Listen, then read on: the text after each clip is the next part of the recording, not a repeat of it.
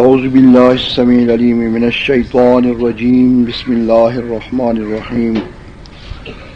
الم نشرح لك صدرك ووضعنا عنك وزرك الذي انقض ظهرك ورفعنا لك ذكرك فإن مع العسر يسرا إن مع العسر يسرا فإذا فرغت فانصب وإلى ربك فارغب صدق الله مولانا العظيم وصدق رسوله النبي الكريم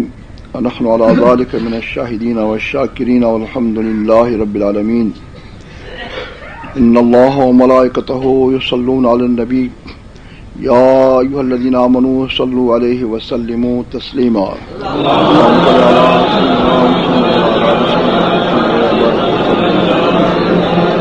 والصلاة والسلام على رسول الله صلى الله عليه وسلم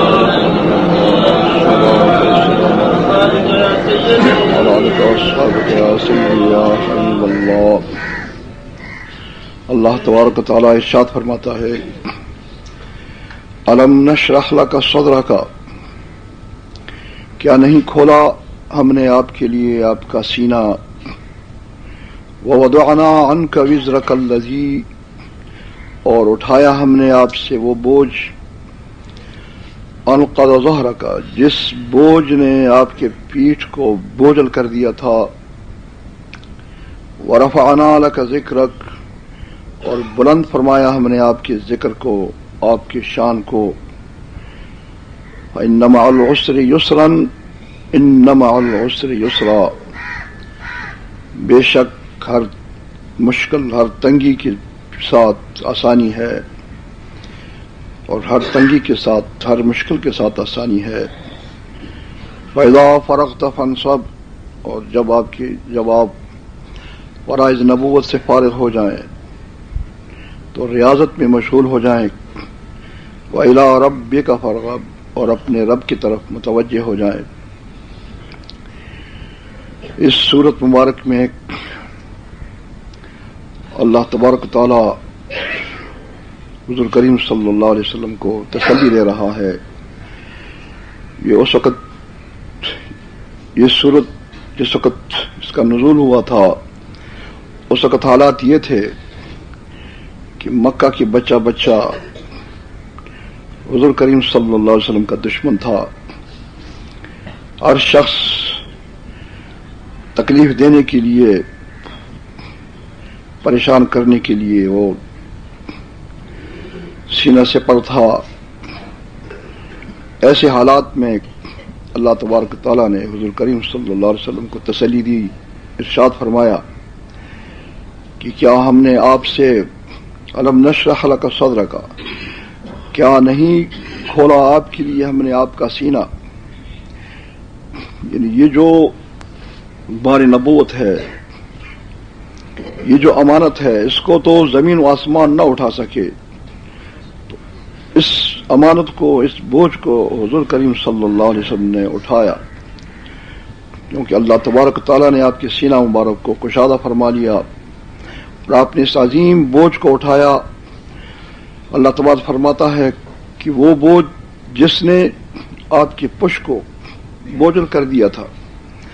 اتنا عظیم بوجھ، اتنی عظیم ذمہ داری آپ پر جو ڈالی گئی، آپ نے اس ذمہ داری کو اٹھایا۔ ورفعنا لک ذکرک، اور بلند فرمایا ہم نے آپ کے ذکر کو۔ جبرائیل السلام حاضر خدمت ہوئے، عرض کی کہ یا رسول اللہ، اللہ تبارک فرماتا ہے کہ میں نے آپ کی شان کو کیسے بلند فرمایا؟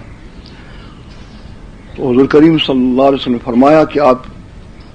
اللہ جانتا ہے کہ میری شان کو اللہ نے کیسے بلند فرمایا۔ اور جبرائیل السلام نے عرض کیا کہ اللہ تبارک تعالیٰ نے آپ کی شان کو ایسے بلند فرمایا کہ جہاں اللہ تبارک تعالیٰ کا نام لیا جائے گا وہاں آپ کا نام لیا جائے گا، سبحان اللہ، جہاں اللہ تبارک تعالیٰ کا ذکر ہوگا وہاں آپ کا ذکر ہوگا، اذانوں میں، خطبوں میں، نمازوں میں، ہر جگہ پر جہاں اللہ تبارک تعالیٰ کا نام ہوگا وہاں آپ کا ذکر ہوگا۔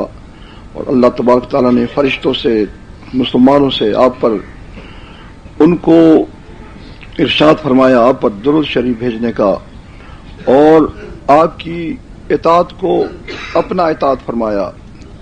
من یطع الرسول فقد اطاع اللہ، جس نے رسول کی اطاعت کی اس نے اللہ کی اطاعت کی۔ تو جب اللہ تبارک و تعالیٰ نے حضور کریم صلی اللہ علیہ وسلم کی شان کو بلند فرمایا ہے تو اب کس کی طاقت ہے کہ آپ کی شان کو پست کر سکے؟ کوئی سوچ بھی نہیں سکتا۔ یہ جو بد نصیب رات دن لگے رہتے ہیں، قرآن پاک کا تلاوت کرتے ہیں، کتابیں دیکھتے ہیں، اس لیے دیکھتے ہیں کہ ہم کو کوئی ایسی کوئی آیت مل جائے، ایسی کوئی روایت مل جائے، ایسی کوئی حدیث مل جائے جس کے ذریعے سے ہم لوگوں کے سامنے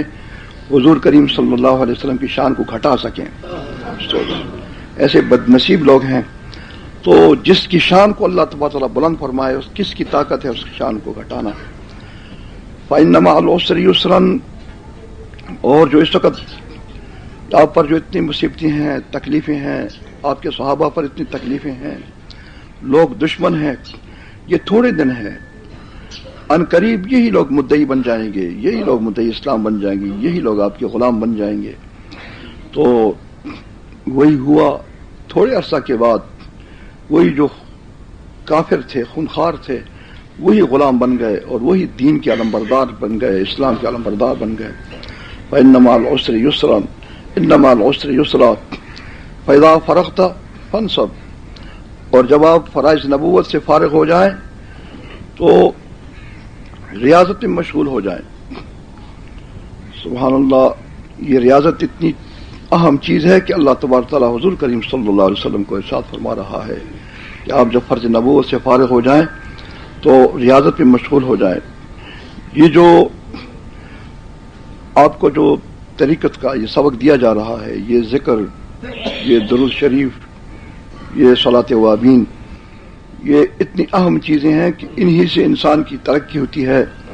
انسان کا معراج اسی سے ہوتا ہے، اور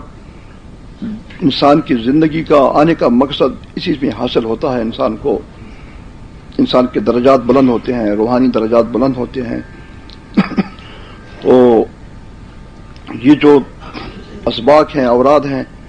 ان کو نہایت محبت کے ساتھ، نہایت خلوص کے ساتھ ادا کیے جائیں، یہ بہت ہی بڑا مقصد ہے۔ اور جب تو اللہ تبارک تعالیٰ فرماتا ہے فَإِذَا فَرَغْتَ فَانصَبْ، اور جب آپ فارغ ہو جائیں فرائض نبوت سے تو اس میں لگ جائیں، ریاضت میں۔ وَإِلَىٰ رَبِّكَ فَارْغَب، اور اپنے رب کی طرف متوجہ ہو جائے، اس پیارے رب کی طرف متوجہ ہو جائے۔ اللہ تبارک تعالیٰ آپ کو اور ہم کو ان ہدایات پر عمل کرنے کی توفیق نصیب فرمائے۔